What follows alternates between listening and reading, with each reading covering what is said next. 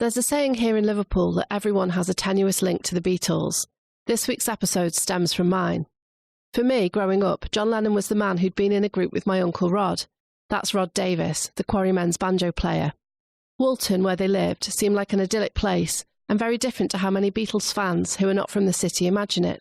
So I asked Rod and my dad, Bernie Davies, to give us a tour of Woolton Village and share something of what it was like back then. If you enjoy the podcast and want to help us grow and reach more Beatles fans, make sure you rate, review and subscribe to the Beatles City podcast. I'm Laura Davis. And I'm Ellen Kirwin, and this is Beatles City.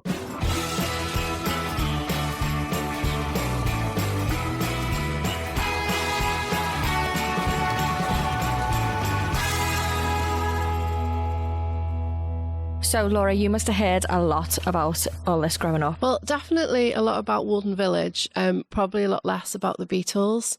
So there are actually things that I've discovered in books about my family, and then I've had to go and find out whether it was true. So I remember at school reading a book about the Beatles in a music class, and it talked about how my grandfather actually took the Quarrymen to gigs sometimes, and that was nothing that I'd heard before. So I wouldn't say that my family spent a lot of time talking about the Beatles and the Quarrymen, but my dad's side of the family all have amazing stories, and they're stories that go back several generations.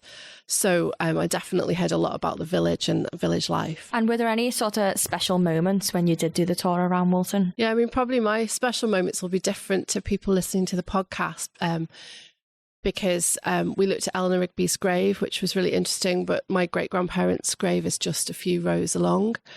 We also went to the village hall opposite St Peter's Church, which is where the Quarrymen played their gig in the evening of St Peter's Church Fete, and that's where John Lennon and Paul McCartney met. But for me, in terms of our family stories, that was a place where my grandma was a member of the Woolton Follies, and she would put on a dance show there. And there's actually a picture on the wall at the moment, which my grandfather took, of her leaping through the air. Her feet are actually above the stage, dressed as a fairy godmother. So for me, it's a place of enormous personal significance, as well as being a place that was so important in music history.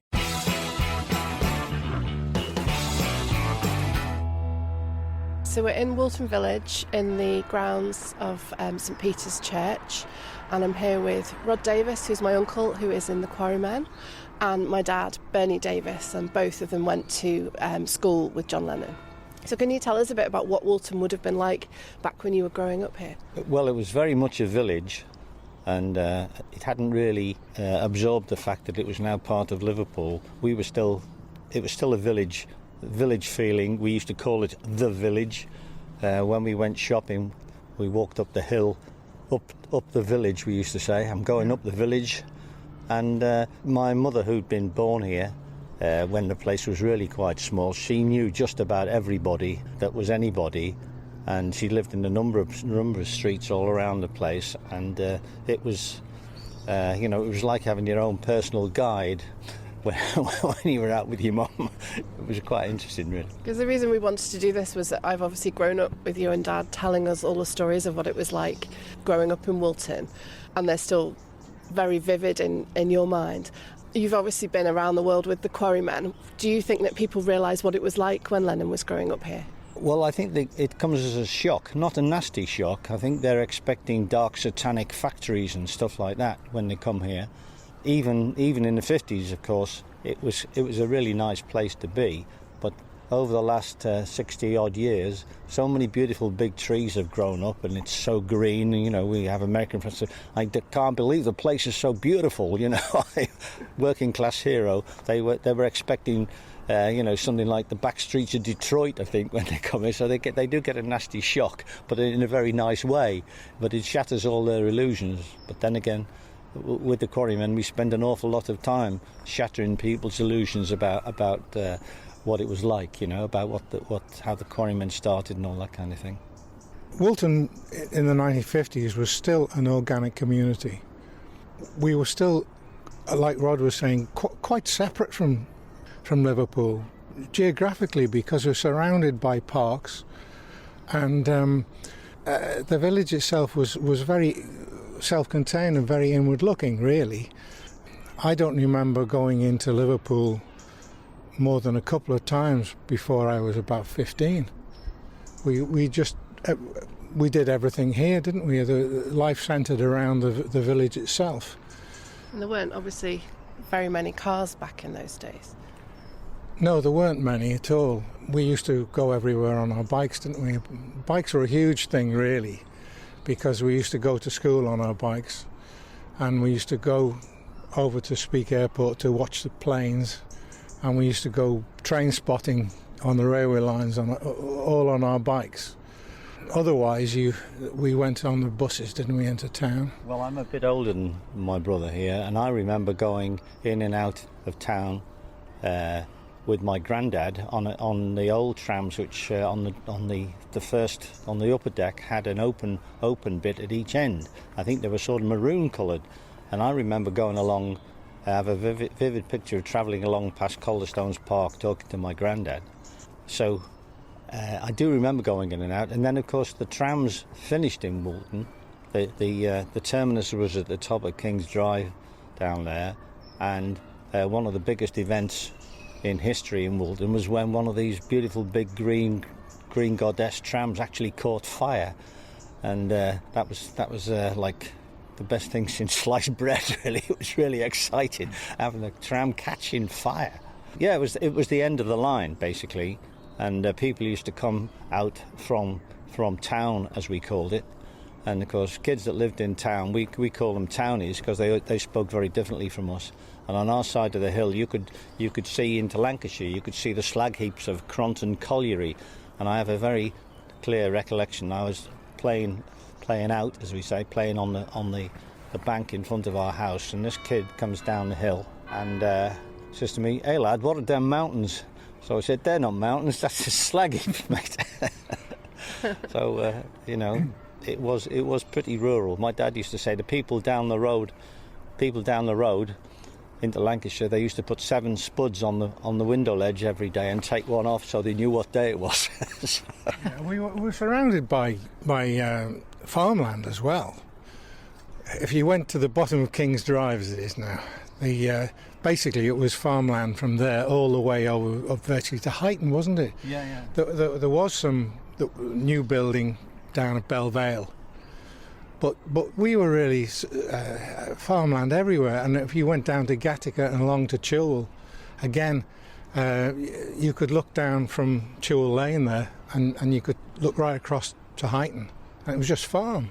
We went to Springwood School in Allerton, which is a short bus ride away, and sometimes we were late for school because the cows were being brought in from the fields between us and Allerton, weren't they, to be milked in the morning. When we started going to Springwood School, Mum used to push you as a baby in the pram and walk all the way to Allerton and then come and collect us in the evening. It was a heck of a trek for a woman with a baby in a pram. How long would that have taken? I have no idea. Oh, good 20 minutes or more. Good 20 minutes, maybe even half an hour. Yeah, we were. When you think about it, we're talking about how isolated this was. We don't really speak with a Liverpool accent. That's because round here people didn't. We were still very separate from Liverpool, so it was much more of a Southwest Lancs accent, wasn't it? I mean, lots of people had commented on this over the years. Yeah, it happens all the time with us. We were doing an interview. They had a whole bunch of the Quarrymen in Vancouver in Canada. And the interviewer, did a very good interview with us, and she said, "Yes, but you guys have all changed your accents, haven't you?" And we looked at each other and thought, well, I've lived down south for a long time. Pete Shotton had. Eric Griffiths lived in Scotland. Colin was born in Bootle and never moved from Liverpool in his life. And then I said, you're expecting us to all sound like Brookside, aren't you? She said, yes, well, of course, because that was a very popular programme on the television in Canada. And so I had to give them my 30-minute lecture on the development of the Scouse accent. Well, the thing was as well, I mean, we actually used a lot of expressions which were Lancashire expressions. Some of them we pronounced with a Lancashire accent, but I was never aware at the time that we were using a Lancashire accent. Like Gattaca Brow, Rose Brown Gattaca, we used to call it Gattaca Brew, which is a Lancashire accent, but I was never aware of that. And then things like we used to talk about horseflies. We used to call them clegs. And if you were very, very busy and you were, what we nowadays might say you were snowed under with work, we used to say you were snooed out with. There were lots of these, actually. I can't think of them all off the top of my head. Don't use them now. I've never heard you use them. Well, I don't know. Posh now, he lives in Eswell. Well, it's not. Well, you see, the thing is, you wouldn't understand what we were talking about. We have to speak received pronunciation English now, so people understand. Well, you have to remember that. It sounds a bit odd, but you see, we went to a grammar school, so the pressure there was a certain pressure to speak standard received standard English, wasn't there? You had to learn to write it if you're going to go very far in education at all. You know, you had to speak standard English and write standard English. So you couldn't say clegs and quarrymen? Well, you could, but nobody knew what you were talking about because they weren't all from around here either. No, we had a French teacher. The expression came up, laver la vaisselle, faire la vaisselle in French. And he said that means wash the pots, and we all fell about laughing because for us pots are chamber pots, you know. But we said we don't say that, sir. We say wash the dishes. Well, Harry Dorch was from Sheffield, so that was a Sheffield expression, washing the pots, that caused great hilarity with us. So where we are, the church is obviously built of sandstone, and that's something that I think really makes Woolton stand out from a lot of the rest of Liverpool. Or the South Liverpool stand out from a lot of the rest of Liverpool, is all the sandstone walls that we've got everywhere. Is that something that you remember from childhood? Yeah, absolutely. I mean, the red sandstone here, it's everywhere. The house our grandmother lived in, I was surprised, the gutters at the top of the house were made of sandstone. And all the drains, at the bottom of the drains, nowadays you'd have a plastic grid. They had these beautiful turned sandstone inserts that went in there. The quarry itself was something that you were all aware of, weren't you, all the time, really? Yeah, the blasting occasionally. Yeah, there used to be a big crane up the top there, wasn't there? Yeah. The whole of the hill here is one great big lump of sandstone. And even Quarry Bank School had its own quarry down the end of the school field, which they filled in there eventually, because obviously it was dangerous. I think it was before our time the quarry was filled in. But I remember going to a fairground with my Uncle Jack, so it must have been the end of the war, 45, 46, actually in the quarry. But I don't remember seeing lumps of stone coming out of the quarry on lorries or anything. But of course the cathedral, Liverpool Anglican Cathedral, is built of pink sandstone from Woolton, and just about every other house of any age around here has got lumps of Woolton sandstone in it. It's just part of your bones, really. Yeah. Well, one of the things with the quarry that always amuses me now in this day of health and safety regulations was every year the Boy Scout, we had a fete every year. As part of that, the Boy Scouts used to build an aerial runway, as we called it. Yeah, not a zip wire. No, it was like a zip wire, but we used to build it right on the edge of the quarry, which you can see over there.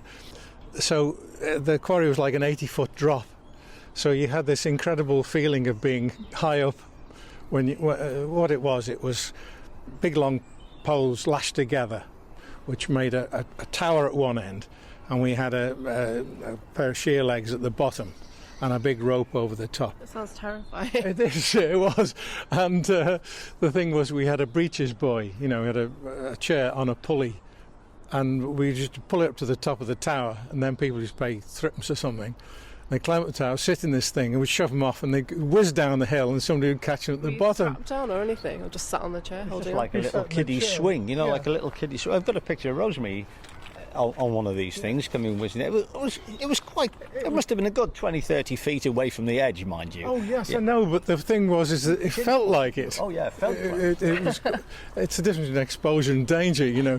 But it was great. It was really, really good fun. I mean, they wouldn't possibly let you even let the public on a thing like that. They'd all been tied together by little lads Yeah. pieces of string.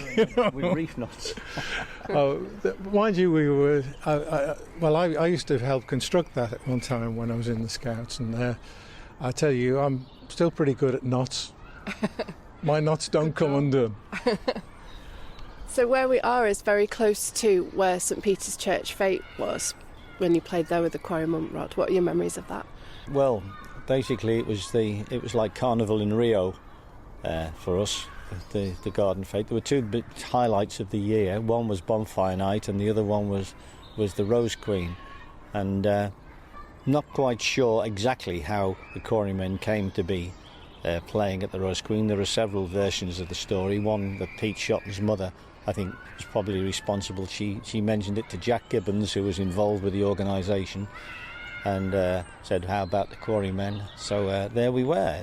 It was quite astonishing, really, because the main attraction actually on the afternoon was the police dogs, whereby some chap in a pair of in a boiler suit and a large padded arm would run around the field and being savaged by Alsatians in order to put people like Lennon and the rest of us villains off from choosing a life of crime.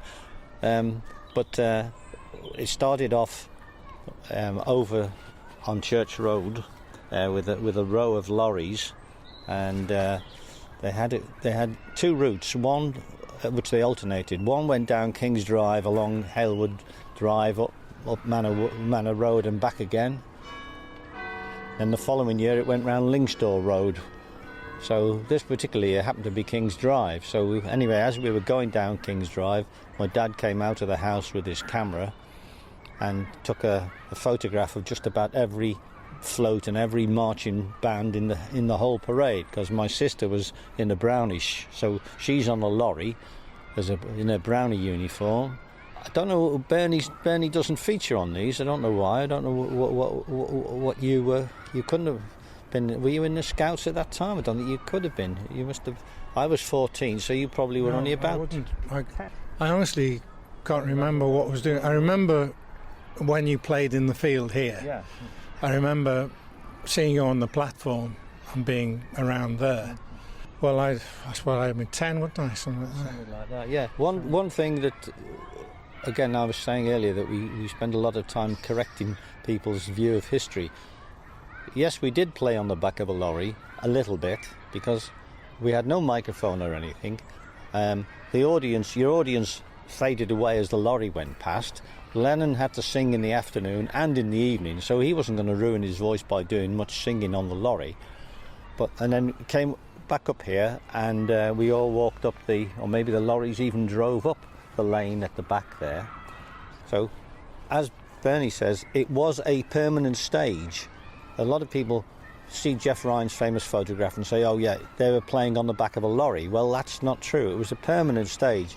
And when my dad was official photographer to the Rose Queen in 1953, we still have some photographs from that which show quite clearly it was a permanent stage, and it was faced with sort of composite breeze blocky things which you can still see on people's front garden walls all the way around Woolton. I think there were J.W. Jones, the builders.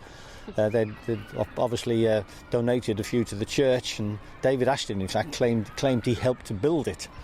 But he must have been pretty young in 1953. He must have been about 8 or 9 years old. Help out in one of the farms down by. Oh yes, he did. Yes, but he claimed he helped to build the stage. Well, I mean, 1957, I was 14, so 4 years earlier. 10-year-old, you can have a 10-year-old and 9-year-old helping to build a stage. I don't know, but anyway, it was a permanent stage, and you can tell by looking at the Catholic Church. There are various features on St Mary's Church there, which are visible in the trees on Jeff's photograph, and you can sight the stage pretty absolutely exactly if you know what to look for, because we're up here from time to time. Of course, now it's Bishop Martin Primary School, so we can't go in there.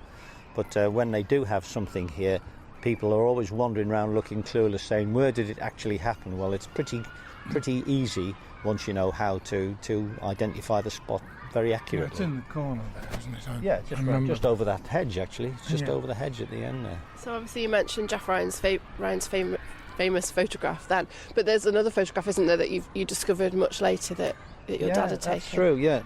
The BBC were doing a programme here in 2007, and someone had discovered a photograph of John Lennon and Nige Wally in Lime Street, and it was taken by the itinerant photographer who walked up and down Lime Street, and we met that chap here, and the programme concluded with my saying, and there must be some more photographs out there if only people knew what they were looking for.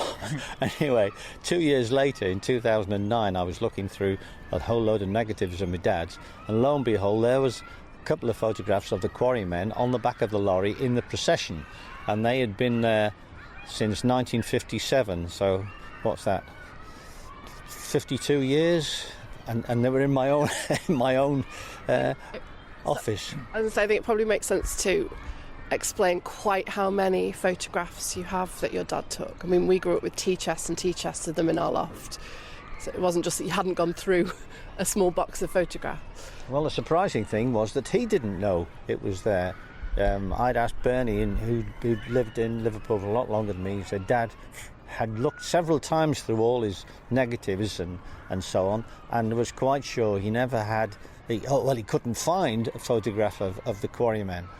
And what surprised me, that on the same strip of film was a photograph which I had seen, which was really extraordinary. I think the thing was, I think he didn't print that, because in terms of a photograph, it's not a very aesthetic photograph. I think that's what because I mean, most of Dad's photographs, he did some absolutely beautiful photographs, and I think it's you guys sitting on the back of the lorry, and I think you're pushing your spectacles up your nose. Everybody's looking in different directions. It's not exactly a publicity photograph. So you think that he didn't realise, obviously then wouldn't have realised the significance and just discarded it as not one of the best pictures on it didn't have any significance then. Yeah. It's only with hindsight that have seen it. Yeah, I think he probably thought, oh, it's not much good. We won't. I won't print it. You know, certainly forgotten it existed. My sister is completely convinced that she's seen some photographs of us in the garden in King's Drive, sitting on a bench or standing on a bench. You know, like these American college films where the kids start a band and all standing around playing and posing and looking suave. Well, we were fooling around doing that on one occasion. And Rosemary is quite certain that there were some photographs taken of that. But the other thing that happened was our next door neighbour was a huge Liverpool fan. He had a red and white house, and eventually he got a red car. Although this is not quite so relevant. He one day when I was about 5-6 years old, he said to me, "Rod, have you got an autograph book?" So I said, "Yeah." He said, "Go and get your autograph book." So I did. He said, "You've got to have this man's autograph." So I handed it over, and the autograph came back Bob Paisley, because in the summer when he wasn't playing football, he was a brickie, and he used to go around building. So he built Ratcliffe's next door neighbour's garage, because his son is the verger here, and so our next door neighbours, the Ratcliffes, had a son called Peter, who also went to Quarry Bank, was a bit younger than us, and he was a very good runner. And his daughter is Paula Ratcliffe, the marathon runner. So in Paula's autobiography, she mentioned that her grandparents lived next door to us, and on one occasion the Quarrymen were rehearsing in the garden, and then Mum and Dad started throwing pennies over the fence, and that was the first money the Quarrymen ever earned, which is a good. They definitely threw money over the fence. I'm not sure they were throwing it to us or at us, but although it wasn't the first money we earned, but it's a good story. You remember those tapes the girls who lived next to Colin had? Remember that? Yeah. That was quite a thing. Colin Hanton, yeah. The girls who lived next door to him had recorded the Quarrymen practicing. And was it in their garage or something? No, they used to bring the tape. They had a Grundig tape recorder which they used to bring in to Colin's house next door. It was Geraldine Davies was the eldest sister. I can't remember what the younger sister was called. And they recorded the Quarrymen quite a lot when I was with them, and they also recorded it when Paul McCartney was with them.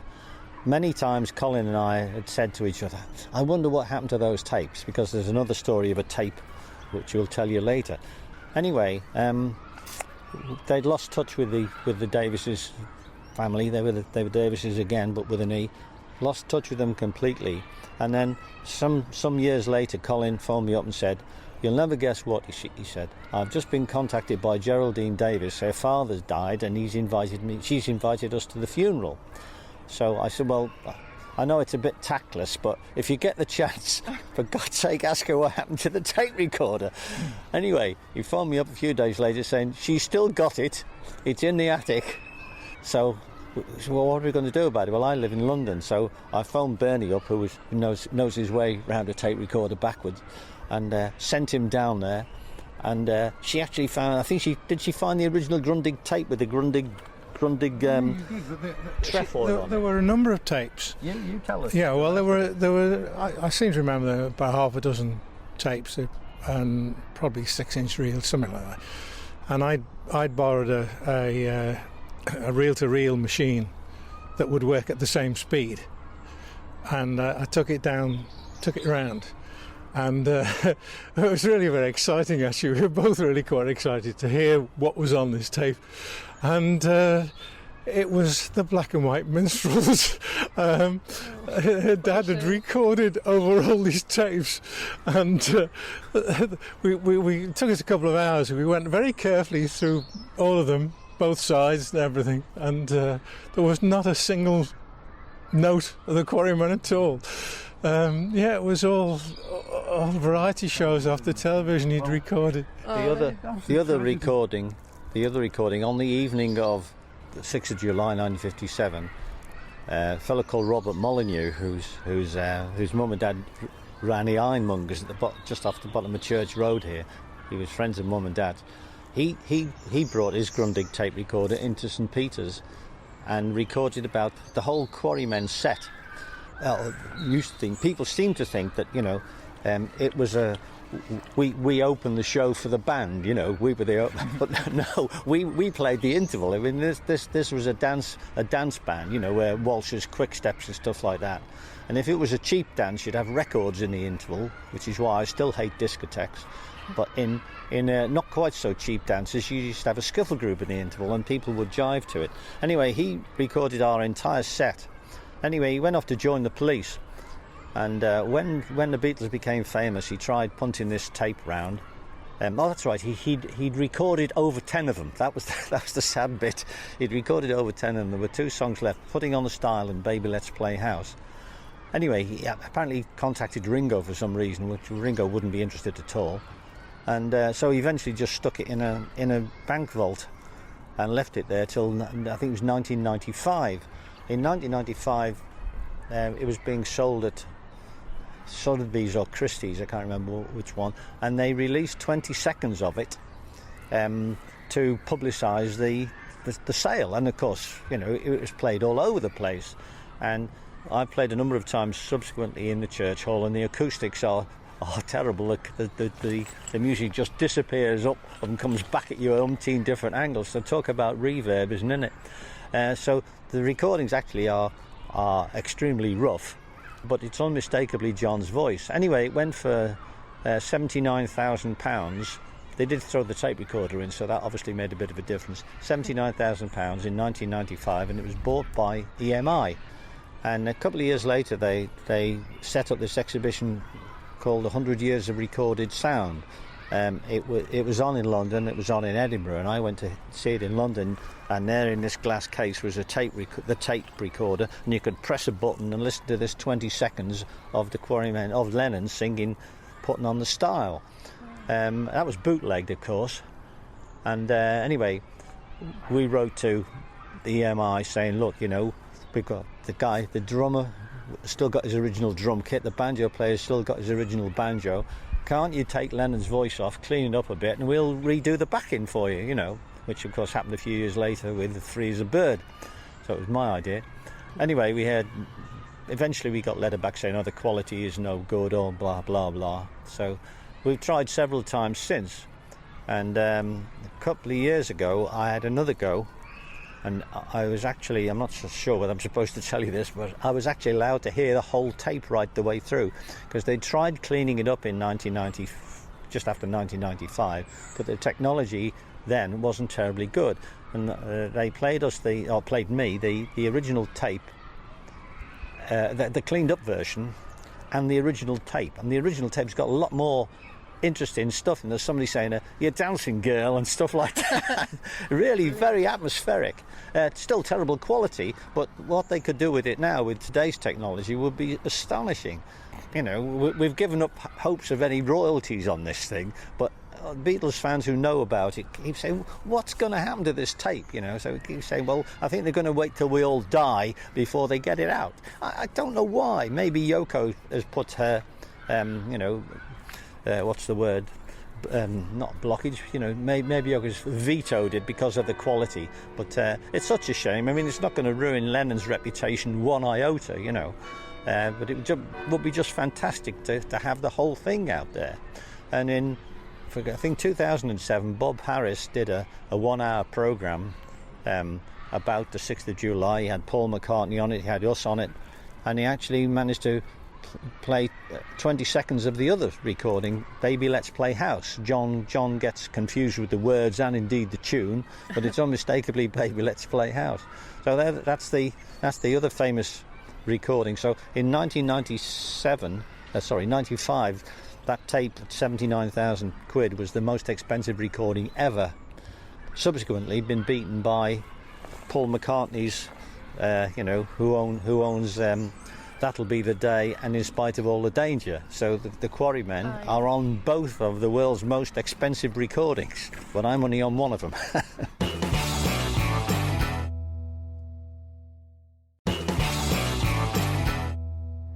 Okay, so we're stood in front of a very famous grave that often Beatles fans come and visit. It starts off, my dear husband John Rigby, who departed this life, and then about halfway down you can see also Eleanor Rigby. But Rod, you were telling us that this isn't the Eleanor Rigby from the famous song. Well, having spoken to Pete Shotton about it, who was John's bosom friend, he said, well, apparently they got the name Eleanor from Eleanor Bron, who'd been acting in one of the films they were in. I can't remember which one it was. And Rigby, they got the name Rigby from the name of over a shop in Bristol, apparently, which is where they were when they were writing the song. It's one of these things, again, that we Quarrymen have to keep pointing out that, alas, things weren't quite so wonderful in those days. People expect when Lennon met McCartney that there were angels poking out with trumpets from behind clouds and stuff like that. Well, it was a serious non-event. But anyway, it gives a lot of people a lot of pleasure coming here to see Eleanor Rigby's grave. Somebody once asked me, I expect John and Paul would have been practicing their guitars around the gravestones, you know. And I said to them, well, if Mr. Price Jones had caught him playing the guitar around here, he would have had him strung up. So... and again, I can't imagine they were reading gravestones when they were here smoking behind the gravestones or having the odd illicit drink behind the gravestone, maybe, but reading gravestones, I find that a bit hard to believe. But there we go, as I say, it gives people a lot of pleasure, so there you go. Why should I spoil it? Dad, you were saying that your mum actually knew Eleanor Rigby. Yes, I remember my mum saying that the song, the woman in the song was really quite a sad individual, and Eleanor Rigby was really quite a jolly individual, and it didn't match her personality at all. But of course this is poetic license anyway, isn't it? If you're writing a song, you're writing a song, and it has a life of its own, and it doesn't have to relate to the original inspiration, even though according to Rod, this isn't the original inspiration anyway. So, do you know anything else? Did Grandma say anything else about her? I don't remember offhand. One of the, like I think Rod said earlier, our mother knew the family history of everybody in Woolton going back about 150 years. She would have known everything there was to know about Eleanor Rigby. But unfortunately, I can't remember anything she told us, so what a shame.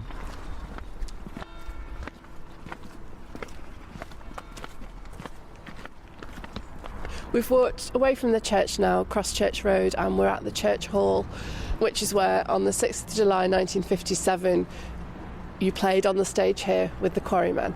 Yeah, that's right. Yes, this was this building was a very important part of our childhood, really. I remember having an argument with my mum wearing white socks. She sent me to Sunday school in this building wearing white socks.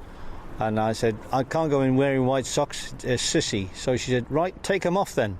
So outside that door there, I removed my socks and went into Sunday school with no socks. But this is where we played in 57. What had happened, we'd played on the field in the afternoon. Before that, we'd played on the lorry going around the village. And we was used to play in the interval for the grand dance, tickets 2 and 6pence. And there was a band called the George Edwards Band that was playing, waltzes, quick steps and all that kind of stuff, foxtrots and things. And we were the jam in the sandwich in the middle, hoping to wow the young ladies with our skiffle prowess. At some stage, however, came the famous interview between John and Paul, famous introduction, John and Paul. We were on an American chat show, it wasn't a chat show actually, on a Beatle convention, a Q&A. That was what it was. It was a Q&A. And they said to us, well, now as we've got all of you guys together, because all of us that were here in 57 were on this Q&A, you can tell us what really happened. So I was first in line, so I said, I don't even remember seeing Paul McCartney on that day. I wasn't there when they met each other. I must have gone home for my tea. So that obviously didn't cause a sensation or anything like that. So anyway, they went through the others. They had various stories to tell.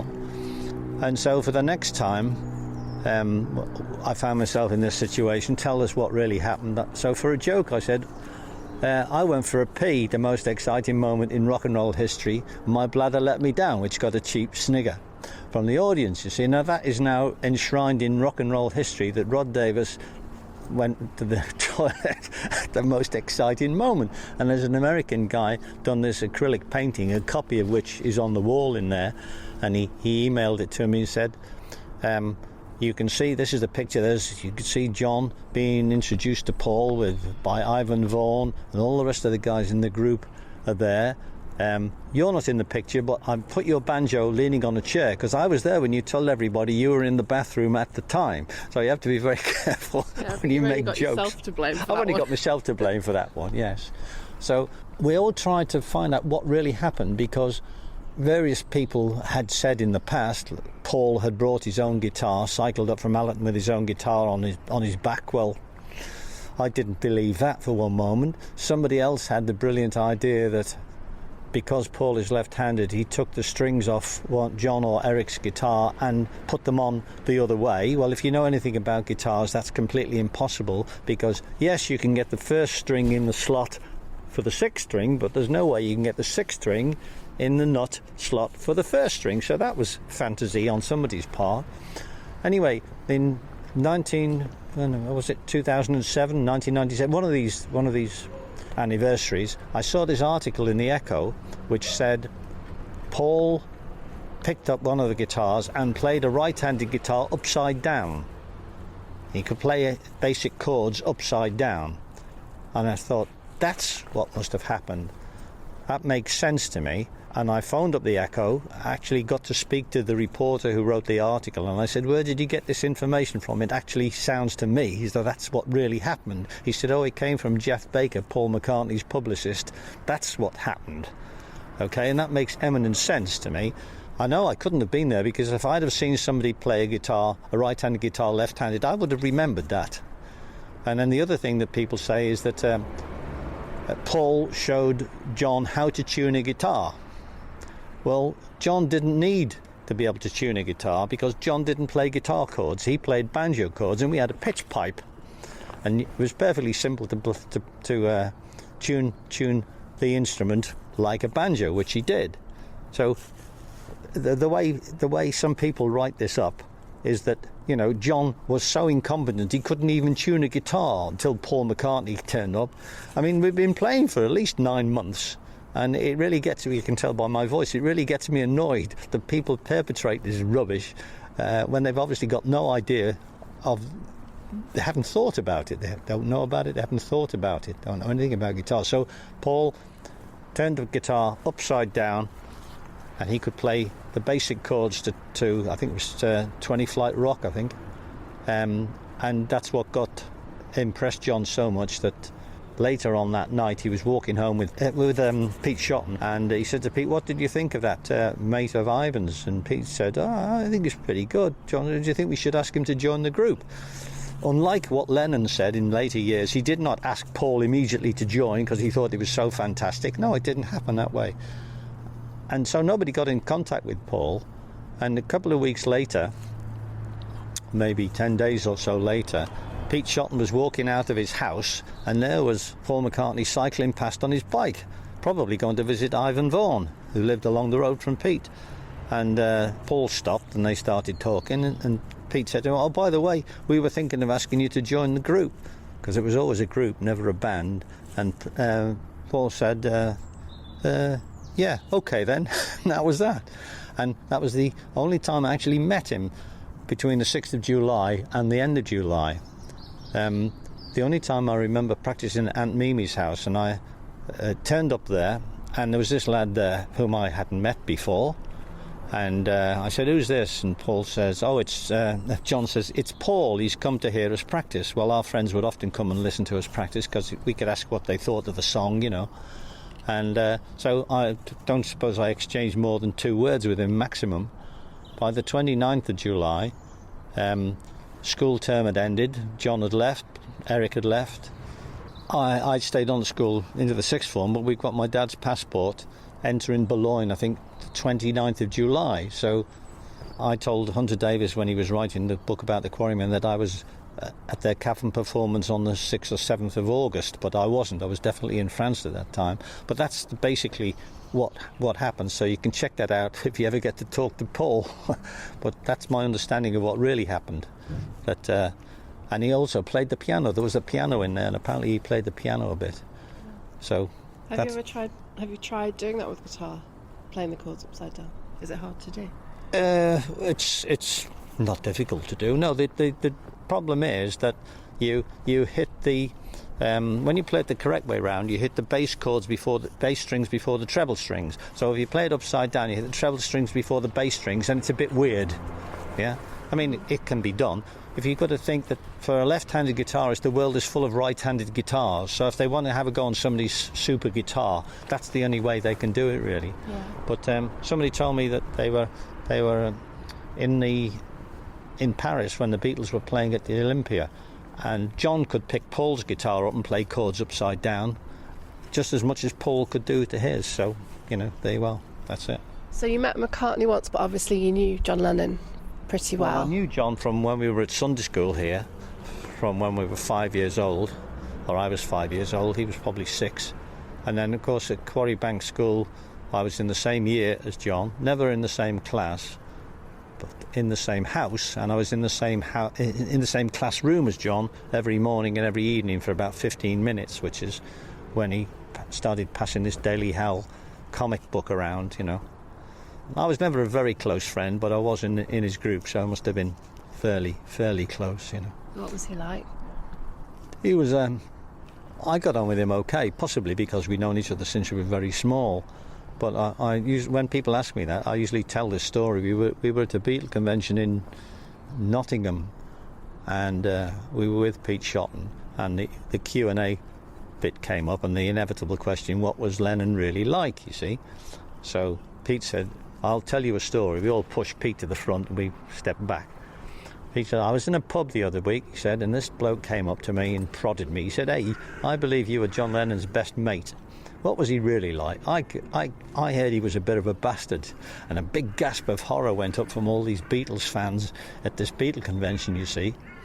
So Pete said, I said to this bloke, do you realise you're talking about my best friend, the man who with his music has probably made more people happy since the world began? And a big glow of appreciation came off from the audience.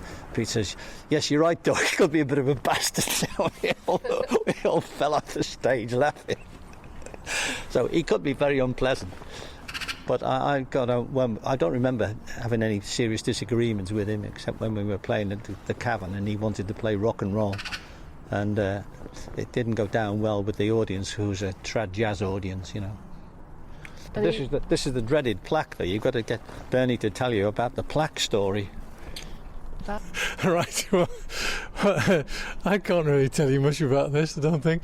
I don't know much about the plaque. Yeah, but a friend of ours, when we were here to unveil this plaque, a friend of ours said to me, hey Rod, I've got an interesting story to tell you. He said, I went round to dinner with a friend of mine some time ago, and this friend said, you'll never guess what I've got in my workshop. You'll never guess.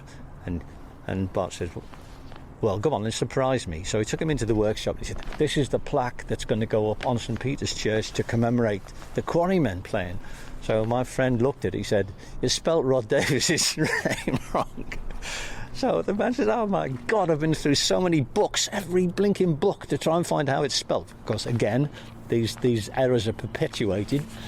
And he got really, really upset because he tried so hard. Anyway, we came here and unveiled it, and the cover unveiling it got stuck, so we had a big laugh about that.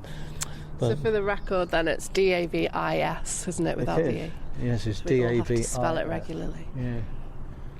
Well, I get mixed up with Rod Murray and people like that. Rod Murray was one of John's friends from Liverpool College of Art. So there's, serious confusion happens. But as I was saying earlier, people, Americans particularly, think that, there were angels peeping behind clouds, blowing trumpets and stuff when Lennon met McCartney. In fact, somebody we knew met somebody we didn't know. And which is probably why I can't remember anything about it at all. There's lots of stories about what John Lennon was like at school with playing tricks on teachers and things. Was that accurate? Well, some of the things he did were very good and very funny, and a lot of other things was just messing about. I mean, Pete Shotton and Eric Griffiths, the other guitarist in Quarrymen, said Lennon ruined their education, because Pete Shotton was quite a smart guy. He was sent for the Margaret Bryce Scholarship. Unlike me, and I didn't get it either, which is just as well, because I wouldn't have liked to have gone to the Institute.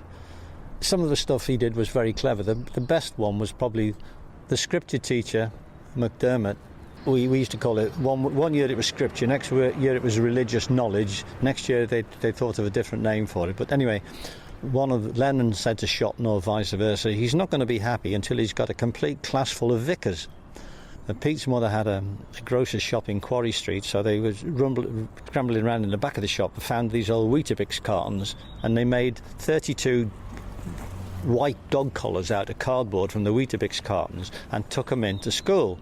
So they handed them all out in McDermott's religious class, and we were waiting for the teacher to come in, and he came in, didn't look at the kids, and sat down and started marking the register, looking at his notes, and then he looked up and he saw 32 vicars in his class, which was absolutely brilliantly funny and very clever. But a lot of the other things he did was just messing about, We had a lovely old English teacher called Mr. Greaves, whose nickname was Oscar, and he practically gave Oscar a nervous breakdown through messing about. He would just mess about, basically.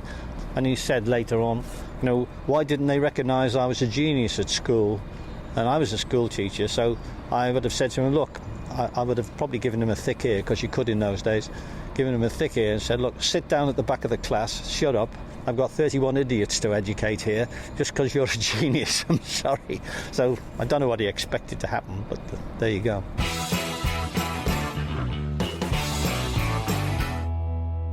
If you enjoy the podcast and want to help us grow and reach more Beatles fans, make sure you rate, review and subscribe to the Beatles City podcast.